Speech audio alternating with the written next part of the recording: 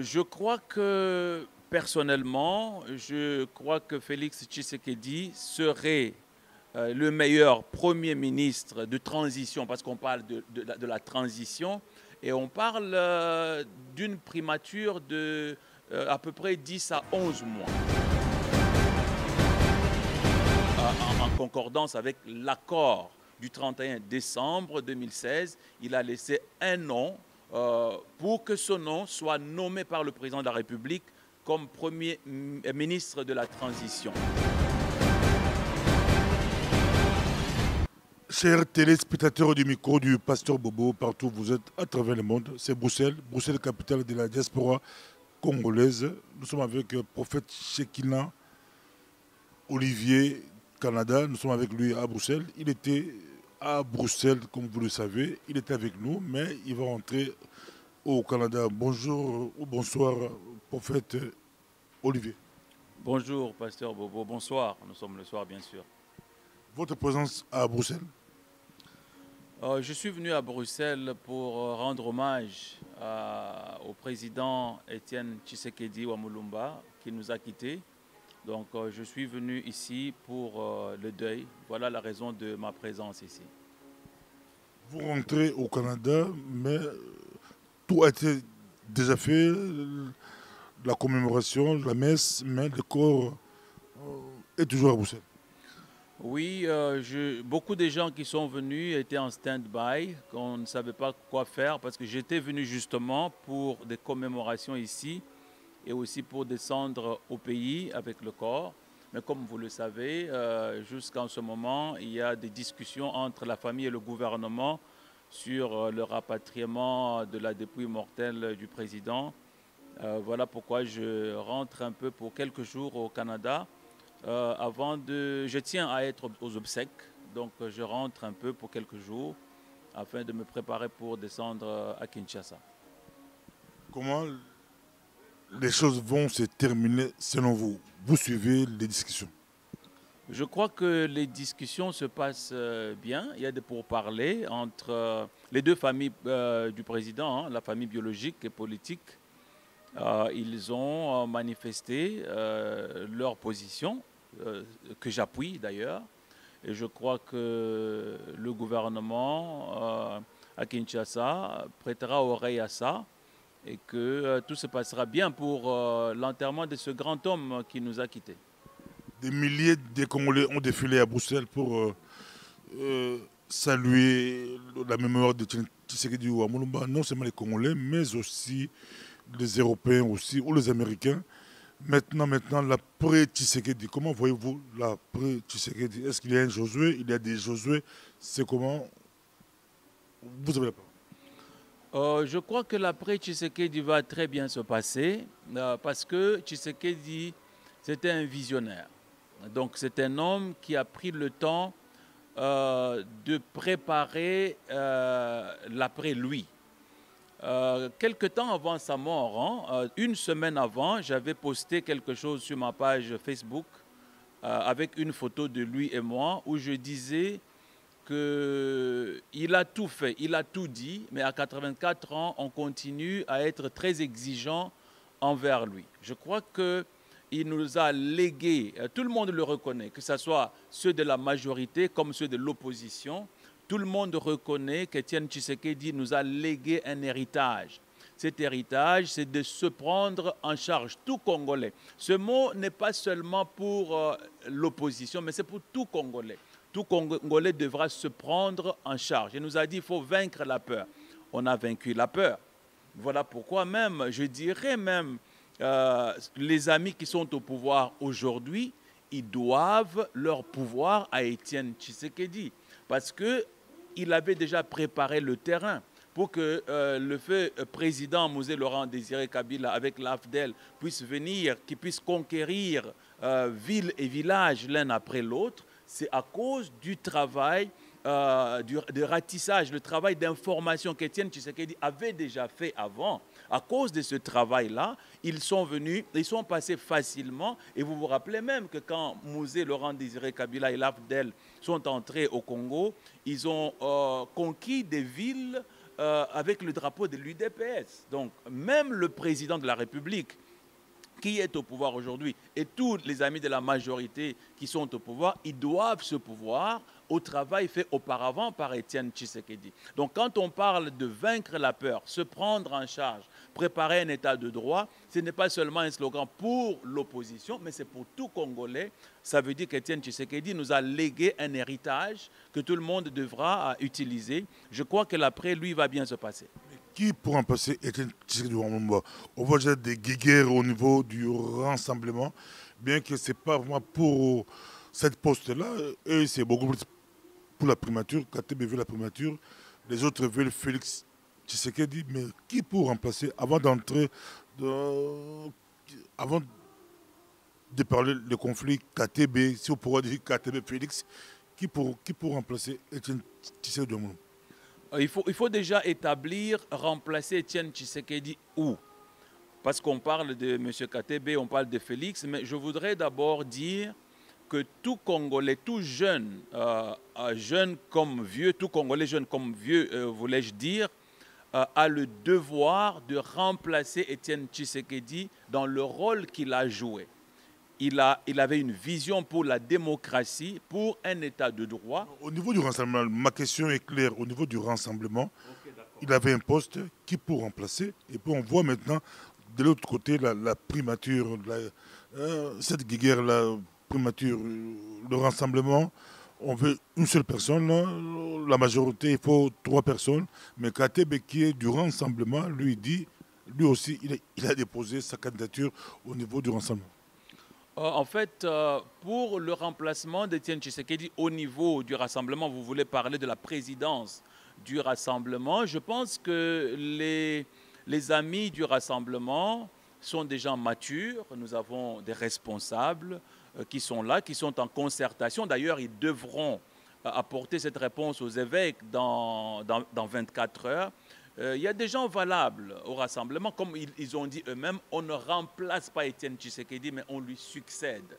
Donc on ne peut pas remplacer, on ne peut pas entrer dans les chaussures de ce grand homme. Mais pour succéder à Étienne Tshisekedi, je crois qu'il y a des têtes valables au rassemblement qui pourront lui succéder. Maintenant, si vous parlez des agissements de M. KTB Katoto et vous parlez de la primature, le président Étienne Tshisekedi, avant son départ en Europe, selon nos sources, il a laissé un nom en concordance avec l'accord du 31 décembre 2016. Il a laissé un nom pour que ce nom soit nommé par le président de la République comme Premier ministre de la transition.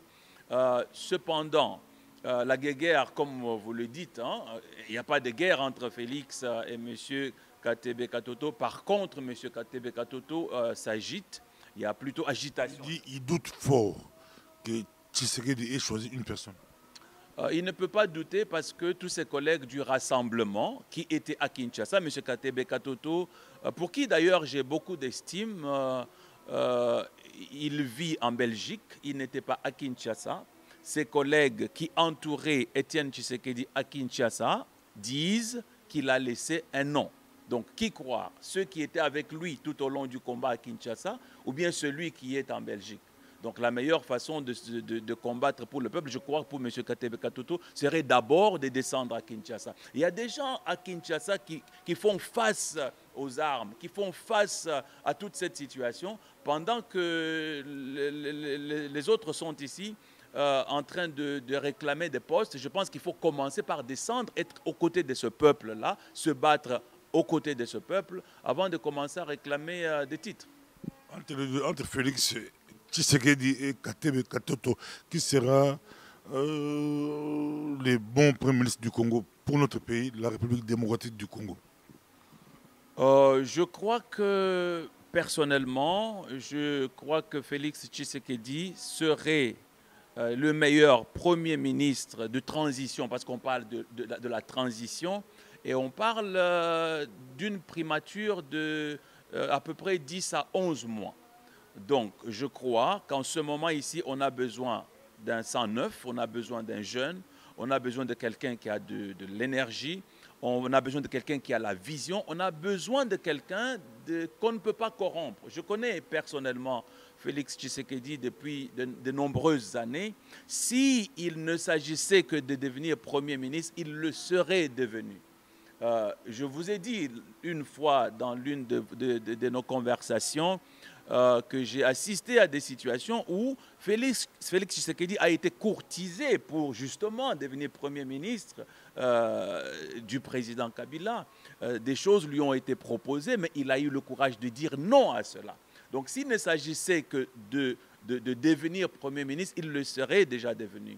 Donc je crois qu'en ce moment, c'est le bon moment, je crois que c'est le meilleur cadre, je crois que c'est la meilleure situation pour lui de prendre les choses en main et de conduire le pays aux élections. D'après moi, Félix Tshisekedi serait le meilleur Premier ministre en ce moment parce que, premièrement, il ne peut pas être corrompu à l'instar de son défunt père.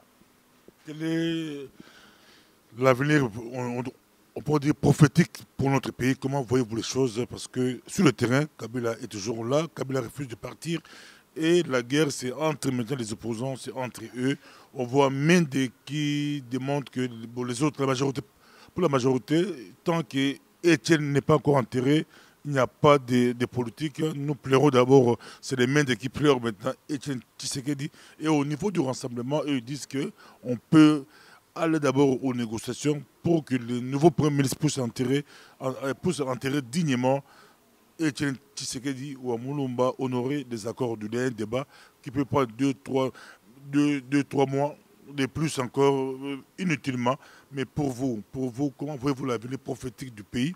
Et vous pouvez terminer par un message comme homme de Dieu à la famille Tshisekedi ou Amulumba. On vous suit. Je vous laisse le micro. On vous suit. Parlant de l'avenir du pays, je crois que nous prions tous pour le Congo et je crois que l'avenir de notre pays est un avenir meilleur. Maintenant, vous avez parlé du président Kabila qui ne veut pas partir. Je suis un homme de parole et j'ose croire que le président Kabila est aussi un homme de parole. Les gens qui l'ont côtoyé au début, ils disent de lui que c'est quelqu'un qui respecte la parole donnée. Il semble qu'il a une culture anglophone. Les anglophones, nous savons que c'est des gens qui ont en fait un sens de parole donné. Il semble, selon toujours les gens qui l'ont côtoyé, que ce sont les Congolais, nos frères congolais, les Mobutistes, qui ont essayé de l'influencer dans la culture, bien sûr, francophone, qui est celle de ne pas respecter la parole donnée. Je n'accuse pas les Congolais pour justifier le président Kabila, mais je veux dire tout simplement, d'après les gens qui l'ont côtoyé, ils disent que c'est un homme de parole. J'ose croire cela. Étant donné que lors de l'accord du 31 décembre, il a, par la voix de ses émissaires, accepté, déclaré et signé, je crois que c'est lui qui a signé au travers de ses envoyés, qu'il ne se présentera pas pour un troisième mandat et qu'il ne changera pas la Constitution par quelque voie que ce soit. J'ose croire qu'il a donné sa parole et qu'il respectera sa parole. Donc, et puis, ceux qui ont parlé en son nom, ils ont toujours dit qu'on lui prête des intentions. Donc, j'ose croire qu'il respectera sa parole. Il l'a dit, il l'a donné, il l'a signé au travers de ses envoyés. Donc, je crois qu'il va quitter le pouvoir comme il l'a dit lui-même. Personne ne l'a forcé à le faire, il l'a fait et nous allons lui donner le bénéfice de doute. Voilà pourquoi je crois que l'avenir est meilleur, même si ça prend du temps. Je crois que les évêques font un très bon travail. Les amis de l'opposition font un très bon travail. Donnons la chance aux négociations. Je crois que les jours à venir seront meilleurs. Maintenant, si je dois donner un message au peuple congolais et à la famille éprouvée, je fais partie de cette grande famille congolaise qui a perdu un monument, un être cher, le père de la démocratie, le président Etienne Tshisekedi Wamulumba, que j'ai eu l'occasion de rencontrer à plusieurs reprises, qui est un homme, dès que vous êtes en sa présence, vous apprenez beaucoup de choses. Il nous a appris beaucoup de choses. Tout ce que je peux dire, c'est de présenter encore une fois de plus mes condoléances à la famille du disparus et à tout le peuple congolais dans son ensemble, que ce soit ceux de la majorité comme ceux de l'opposition. J'ai entendu M. Mende qui semble se soucier du deuil du président Tshisekedi. J'ose lui donner aussi le bénéfice de doute. Il a dit on doit d'abord pleurer le disparu. Donc tous les Congolais ont perdu un homme important, un homme exceptionnel. Comme je le disais dans mon poste, une semaine avant sa mort, je disais qu'il y a des leaders qui ne reviennent qu'une fois dans une génération. Étienne Tshisekedi est dans cette classe-là. Nous prions seulement que le Seigneur nous donne des Josué qui sont déjà là. Je crois que Félix Tshisekedi, non seulement parce qu'il est fils biologique d'Étienne Tshisekedi, mais c'est un politicien avéré. J'ai entendu des gens dire que voilà, il n'a pas d'expérience. Je disais à quelqu'un que la politique en elle-même, c'est une carrière. Cet homme a fait carrière en politique depuis 20 ans. Quand on est en politique, si vous êtes au pouvoir, vous gouvernez. Si vous êtes dans l'opposition, vous vous préparez à gouverner. Ça veut dire que vous gagnez l'expérience dans la gestion des affaires du pays. Un homme qui a fait la politique pendant 20 ans et qui a été pendant 10 ans le diplomate en chef d'un plus grand parti comme l'UDPS, c'est un homme qui a l'expérience de 20 ans. La politique elle-même, c'est une carrière. Les gens abandonnent des carrières légales, ils abandonnent la carrière en médecine pour faire carrière en politique.